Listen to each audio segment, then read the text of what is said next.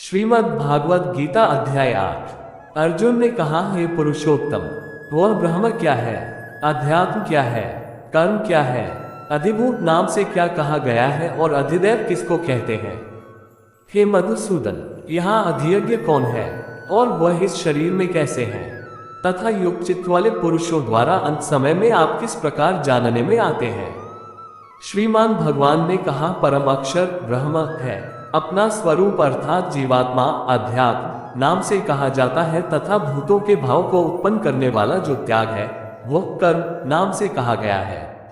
उत्पत्ति विनाश धर्म वाले सब पदार्थ अधिभूत हैं, हिरण्यमय पुरुष अधिदैव है और हे देहधारियों में श्रेष्ठ अर्जुन, इस शरीर में मैं वासुदेव ही अंतर्यामी रूप से अधियज्ञ हूँ। जो पुरुष अंतकाल में भी मुझको ही स्मरण करता हुआ शरीर को त्याग कर जाता है वह मेरे साक्षात स्वरूप को प्राप्त होता है, इसमें कुछ भी संशय नहीं है। हे कुंती पुत्र अर्जुन, यह मनुष्य अंतकाल में जिस जिस भी भाव को स्मरण करता हुआ शरीर का त्याग करता है उसको ही प्राप्त होता है, क्योंकि वह सदा उसी भाव से भावित रहा है। इसलिए हे अर्जुन, तू सब समय में निरंतर मेरा स्मरण कर और युद्ध भी कर। इस प्रकार मुझ में अर्पण किए हुए मन बुद्धि से युक्त होकर तू निस्संदेह मुझको ही प्राप्त होगा। हे पार्थ, ये नियम है कि परमेश्वर के ध्यान के अभ्यास रूप योग से युक्त दूसरी ओर न जाने वाले चित्त से निरंतर चिंतन करता हुआ मनुष्य परम प्रकाश रूप दिव्य पुरुष को अर्थात परमेश्वर को ही प्राप्त होता है। जो पुरुष सर्वज्ञ अनादि सबके नियंता सूक्ष्म से भी अति सूक्ष्म सबके धारण पोषण करने वाले अचिंत्य स्वरूप सूर्य के सदृश नित्य चेतन प्रकाश रूप और अविद्या से अति परे शुद्ध सच्चिदानंद परमेश्वर का स्मरण करता है, वह भक्तियुक्त पुरुष अंतकाल में भी योग बल से भरी कुटी के मध्य में प्राण को अच्छी प्रकार स्थापित करके फिर निश्चल मन से स्मरण करता हुआ उस दिव्य रूप परम पुरुष परमात्मा को ही प्राप्त होता है। वेद के जानने वाले विद्वान जिस सच्चिदानंद रूप परम पद को अविनाशी कहते हैं, आसक्ति रहित सन्यासी महात्मा जन जिसमें प्रवेश करते हैं और जिस परम पद को चाहने वाले ब्रह्मचारी लोग ब्रह्मचर्य का आचरण करते हैं, उस परम पद को मैं तेरे लिए संक्षेप में कहूंगा। सब इंद्रियों के द्वारों को रोककर तथा मन को हृदय देश में स्थिर करके फिर उस जीते हुए मन के द्वारा प्राण को मस्तक में स्थापित करके परमात्मा संबंधी योग धारणा में स्थित होकर जो पुरुष ओम इस एक अक्षर रूप ब्रह्म को उच्चारण करता हुआ और उसके अर्थ स्वरूप मुझ निर्गुण ब्रह्म का चिंतन करता हुआ शरीर को त्याग कर जाता है, वह पुरुष परम गति को प्राप्त होता है।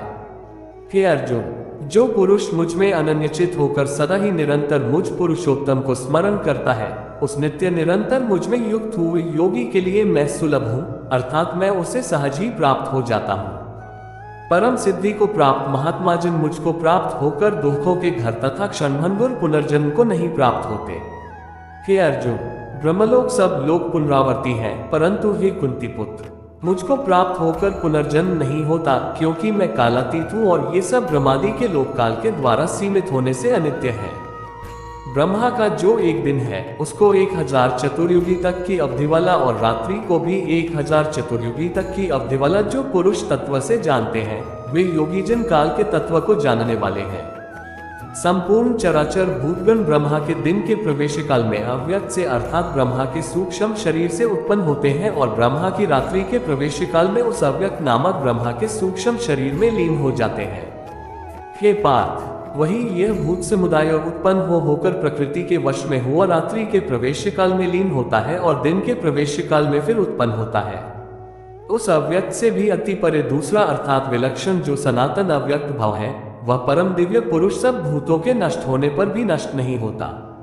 जो अव्यक्त अक्षर इस नाम से कहा गया है, उसी अक्षर नामक अव्यक्त भाव को परम गति कहते हैं, तथा जिस सनातन अव्यक्त भाव को प्राप्त होकर मनुष्य वापस नहीं आते, वह मेरा परम धाम है। हे पार्थ, जिस परमात्मा के अंतर्गत सर्वभूत है और जिस सच्चिदानंद घन परमात्मा से यह समस्त जगत परिपूर्ण है, वह सनातन अव्यक्त परम पुरुष तो अनन्य भक्ति से ही प्राप्त होने योग्य है। हे अर्जुन, जिस काल में शरीर त्याग कर गए हुए योगी जन तो वापस न लौटने वाली गति को और जिस काल में गए हुए वापस लौटने वाली गति को ही प्राप्त होते हैं, उस काल को अर्थात दोनों मार्गों को कहूंगा।